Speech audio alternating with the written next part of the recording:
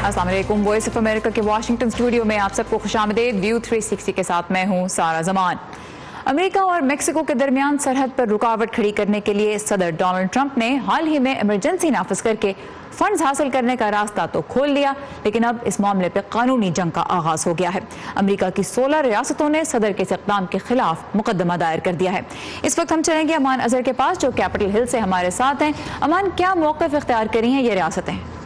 जी, ये जो 16 रियासतें जिनकी जानिब से ये मुकदमा दायर किया गया है, उनमें बुनियादी तौर पर दो नुकात उठाए गए हैं। एक तो ये कि ये एक गैर आइनी और गैर कानूनी अमल है, जिसका मतलब ये कि कांग्रेस को बाईपास किया गया है। और दूसरी बात ये कि जो इन रियासतों में जिनकी जानिब से मुकदमा दायर किया गया, वहाँ जो अफराद हैं, जो वहाँ के शहरी हैं, उनके मुतासर होने का डर है, क्योंकि इसके तहत जो फ़ंड्स डाइवर्ट किए जाएंगे डिफरेंट प्रोग्राम से, उनमें इंसदाद मनशियात के अलावा कानून नाफिज करने वाले इदारों से मुतल्लिक दीगर जो प्रोग्राम है वो भी शामिल है, जिसके इफेक्ट होने से शहरियों के ऊपर इसका असर पड़ेगा। इसके अलावा इसमें यह भी इस्तदाद की गई है इस मुकदमे में कि ट्रंप इंतज़ामिया को किसी भी ऐसे कोई भी जो भी इनका मेजर है जिसके तहत फंड्स डाइवर्ट किए जाए, उससे मुस्तकिल बुनियादों पर रोका जाए ताकि ये मसले दोबारा पेश ना आए। इन्हीं मारूजी हालात का कुछ जायजा मैंने इस एक रिपोर्ट की सूरत में भी लिया है। आइए उसको देख लेते हैं। पहले रियासत कैलिफोर्निया की क़यादत में 16 रियासतों के अटॉर्नी जनरल्स ने पीर को शमाली कैलिफोर्निया की वफाकी अदालत में मुकदमा दायर किया। इस शिकायत में कहा गया है कि सदर ट्रंप की हंगामी हालत का ऐलान गैर आइनी और गैर कानूनी है। अगरचे व्हाइट हाउस की जानिब से इस इक़दाम के बारे में अभी तक मौक़िफ़ सामने नहीं आया है, लेकिन सदर को ऐसे मुमकिना कानूनी इक़दामात का खदशा था। गुज़िश्ता रोज कई दर्जन मुजाहिरीन सदर की इस इक़दाम के खिलाफ एहतजाज के लिए व्हाइट हाउस के सामने जमा हुए। कोई हंगामी हालत नहीं है, ये जाली इमरजेंसी है। मेरे ख्याल में लोगों को सरहद पर बुलाने की कोई जरूरत नहीं। आबो हवा पर हंगामी सूरत हाल है, आईनी इमरजेंसी दरपेश है। हथियारों का मामला हंगामी नौयत का है। जनूबी सरहद पर कोई हंगामी हालात नहीं है। आप इमरजेंसी लगाकर खुद गोल्फ नहीं खेल सकते। सदर ट्रंप का कहना है कि उन्होंने कौमी इमरजेंसी का ऐलान इसलिए किया है क्योंकि वो कांग्रेस की जानिब से सरहद की हिफाजत के लिए दी गई रकम से नाखुश थे। जी, यहाँ मैं मुख्तसरन इस बात का भी तज़किरा करता चलूँ कि जब सदर ने इस नेशनल इमरजेंसी का ऐलान किया था तो उन्होंने इस बात का भी जिक्र किया था कि उन्हें तवक्को है कि इसको चैलेंज किया जाएगा अदालतों में और उनके खिलाफ फैसले भी आएंगे, और ये कि आखिरकार ये मसला जो है वो सुप्रीम कोर्ट में जाएगा, जिससे उन्हें एक फेवरेबल डिसीजन की उम्मीद है। और इसी हवाले से सियासी मुबसरीन जो यहाँ वाशिंगटन में है, उनका ख्याल है कि ये एक सियासी प्लॉय ज़्यादा है सदर की जानिब से, ताकि जो 2020 की जो प्रेसिडेंशियल रन है उसके लिए ग्राउंड्स प्रिपेयर की जा सकें। जी राइट, तो एक बहुत तवील मामला है और इस पर हम अपने व्यूअर्स को अपडेट करते रहेंगे। Aman Azhar, thank you very much for the updates. Bharat के ज़ेर इंतज़ाम कश्मीर के इलाके पुलवामा में तकरीबन 50 भारतीय सिक्योरिटी एहलकारों की एक हमले में हलाकत के बाद पाकिस्तान के वज़ीर आज़म इमरान खान ने आज अपना पहला बाज़ाब्ता रद्द-ए-अमल दिया। उन्होंने भारत की हुकूमत को पेशकश की कि वो हमले की आज़ादाना तहकीकात करवाए और अगर उसके पास कोई काबिल अमल इंटेलिजेंस है तो पाकिस्तान को दे, जिस पर कार्रवाई की जाएगी। वज़ीर आज़म इमरान खान का कहना था कि दहशतगर्दी पूरे खित्ते का एक बड़ा मसला है और पाकिस्तान की क़यादत इस पर भारत से बात करने को तैयार है, लेकिन भारतीय जहरियत का जवाब भी दिया जाएगा।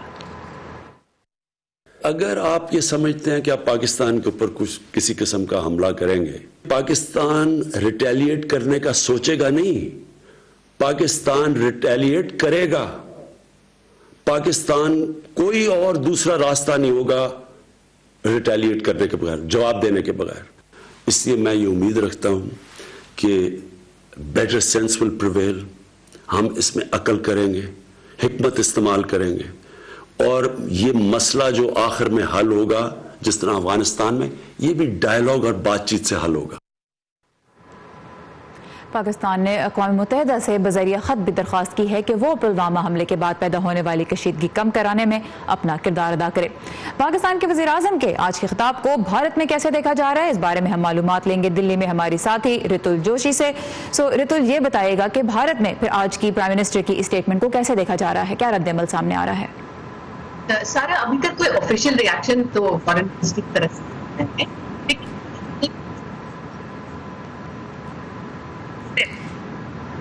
मैं कुछ टेक्निकल मुश्किलात पेश आ रही हैं, कुछ ऑडियो में कुछ इश्यूज इस वक्त हो रहे हैं। रितुल, एक दफ़ा फिर मैं आपसे ये सवाल करना चाहूँगी, हम कोशिश करेंगे कि हमारा राब्ता रितुल के साथ एक मरतबा फिर ऑडियो का जो राब्ता है वो कायम हो सके, क्योंकि कुछ अहम इश्यूज हैं इस वक्त जिनसे साउथ एशिया में डील किया जा रहा है। तो रितुल, एक दफ़ा फिर हम कोशिश करते हैं, अगर आप बता सकें कि क्या रद्द-ए-अमल सामने आ रहा है भारत की जानिब से।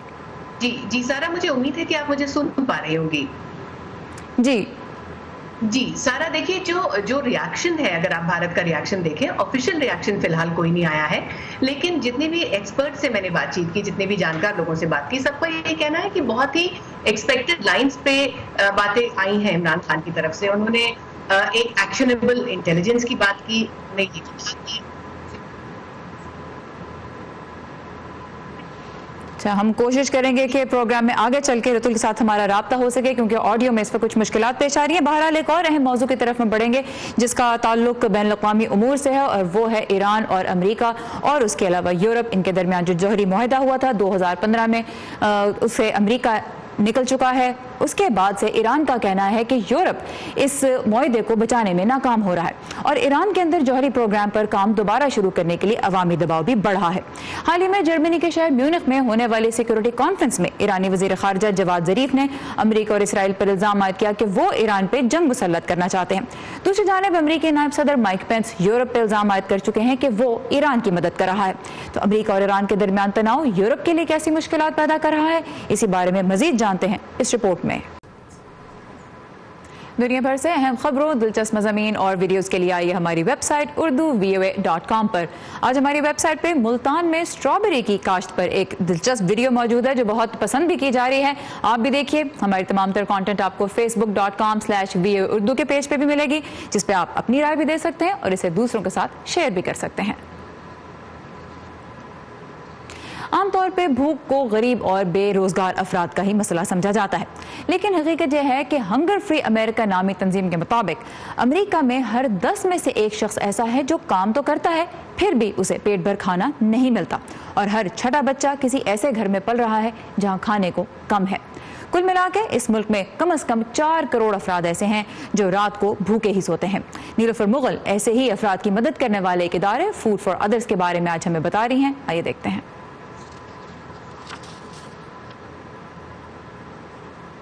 इंसान की ज़हनी और तख्लीकी सलाहियतों को परवान चढ़ाने में आर्ट्स का बहुत अहम किरदार है। इस हफ्ते के एजुकेशन सेगमेंट में सहर माजिद हमें लेके जा रही हैं वाशिंगटन DC के एक ऐसे स्कूल में जहां डांस, मौसीकी और थिएटर आर्ट्स निसाब का हिस्सा हैं।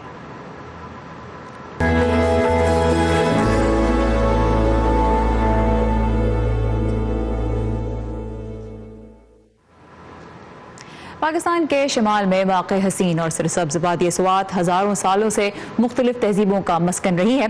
तारीख़ी हवालों के मुताबिक आज के सूबा खैबर पख्तूनख्वा में सबसे पहले इस्लाम की आमद और पहली मस्जिद की तामीर भी हुई। इसी के बारे में आज मज़ीद जानते हैं स्वात से उमर फारूक की इस रिपोर्ट में।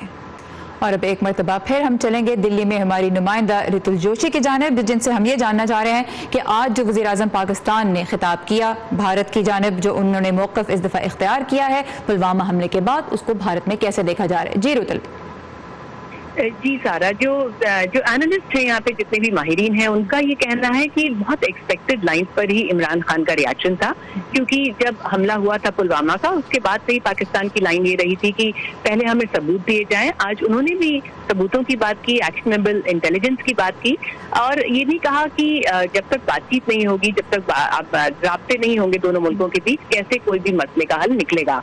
और जो उन्होंने एक बहुत एग्रेसिव पोस्चरिंग की कि अगर भारत कोई एक्शन लेता है तो वो भी रिटेलिएट करेंगे, वो भी एक एक्सपेक्टेड ही रिएक्शन देखा जा रहा है, क्योंकि देखिए पोस्चरिंग का गेम यहाँ दोनों मुल्कों की तरफ से इस वक्त चल रहा है। अगर भारत का स्टैंड थोड़ा एग्रेसिव होता है तो बहुत कोई प्लायबल या वीक स्टैंड लेता हुआ पाकिस्तान की दिख नहीं सकता। तो बहुत एक्सपेक्टेड लाइन पर इस पूरे रिएक्शन को देखा गया है। और एक चीज और भी है, क्योंकि मोहम्मद बिन सलमान का एक बड़ा सक्सेसफुल पाकिस्तान का विजिट हुआ है, तो एक यहाँ पे ओपिनियन ये भी आ रहा है कि जो भारत की पूरी कोशिश थी कि डिप्लोमेटिक आइसोलेशन किया जाए पाकिस्तान का, लेकिन वो $20 बिलियन की डील के बाद और जिस तरह की कमाटरी नजर आई थी इमरान खान और मोहम्मद बिन सलमान के बीच, तो लगता है कि वो आइसोलेशन वाली चीज फिलहाल तो नहीं हो रही है सारा। अच्छा, जिस तरह आपने मोहम्मद बिन सलमान का जिक्र किया, आप सऊदी वलीयत पाकिस्तान के दौरे पे जब थे, तो अब हमने एक तो आज प्राइम मिनिस्टर इमरान खान ने यह भी कहा कि उन्होंने अपना रिएक्शन देने में इतना दिन इसलिए लग गए उनको क्योंकि वो एक और बहुत अहम डिप्लोमेटिक एंगेजमेंट में मसरूफ थे, जो कि सऊदी वली अहद का दौरा था। अब वो भारत आ रहे हैं, तो ये बताइए कितनी अहमियत उनके दौरे को दी जा रही है नई दिल्ली में? एक्चुअली सारा ये इमरान खान का काफी स्मार्ट मूव ही समझा जाएगा, क्योंकि उन्होंने कहा कि वो नहीं चाहते थे कि भारत पाकिस्तान या फिर पुलवामा का शैडो उस एंगेजमेंट के बीच में आए, पाकिस्तान और सऊदी अरब के एंगेजमेंट के बीच में आए, और उस चीज को वो बचा ले गए बगैर कोई रिएक्शन दिए। लेकिन जैसे ही मोहम्मद बिन सलमान आज पहुंचेंगे भारत, अब से कुछ देर बाद वो पहुंच जाएंगे, तो उससे पहले उन्होंने अपना रिएक्शन देके एक बार फिर पाकिस्तान को वो बीच में फोकस में ले आए हैं।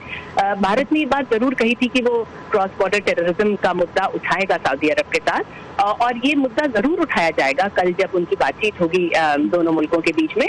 लेकिन अब एक पाकिस्तान उसमें बड़े प्रोमिनेंटली फीचर भी जरूर करेगा, क्योंकि रिएक्शन भी आ गया है इमरान खान का, और हम देखेंगे कि मीडिया कवरेज भी शायद पाकिस्तान के प्रिज्म से ही हो। तो एक काफी स्मार्ट मूव इमरान खान का इस वक्त का रिएक्शन रहा।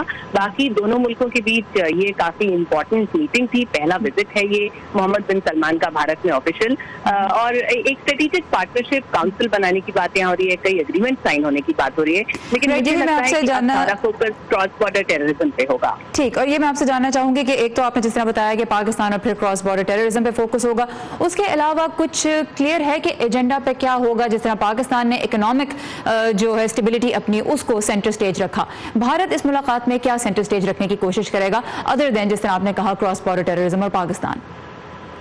देखिए, क्रॉस बॉर्डर टेररिज्म एक बड़ा मुद्दा बनना ही बनना है, बन भी चुका है। और वैसे भी भारत ने जब सारे डिप्लोमेट्स को बुलाया था, सारे ऑनवॉयज को बुलाया था हमले के बाद, तो सऊदी अरब के लोगों को भी बुला के बताया गया था कि क्या पोजीशन है और पाकिस्तान की तरफ से उसको क्या चैलेंजेस या फियर्स हैं उसके। अब जो बाकी चीजें हैं, एक स्ट्रेटेजिक पार्टनरशिप काउंसिल सेटअप होने वाली है, 4-5 एरियाज हैं टूरिज्म से लेके इंफ्रास्ट्रक्चर डेवलपमेंट से लेके हाउसिंग और इंफॉर्मेशन एंड ब्रॉडकास्टिंग तक, जिसमें अग्रीमेंट साइन होने हैं। इसके अलावा देखिए, बहुत एनर्जी अपनी नीड्स के लिए काफी हद तक इंडिया डिपेंड करता है सऊदी अरब से। 32% एलपीजी और 17% जो क्रूड ऑयल है वो भारत को सऊदी अरब से मिलता है, तो इस फील्ड में आगे होगा। साथ ही डिफेंस कोऑपरेशन आगे बढ़ाने की बात है, जॉइंट नेवल एक्सरसाइजेस पर भी कुछ एग्रीमेंट हो सकते हैं।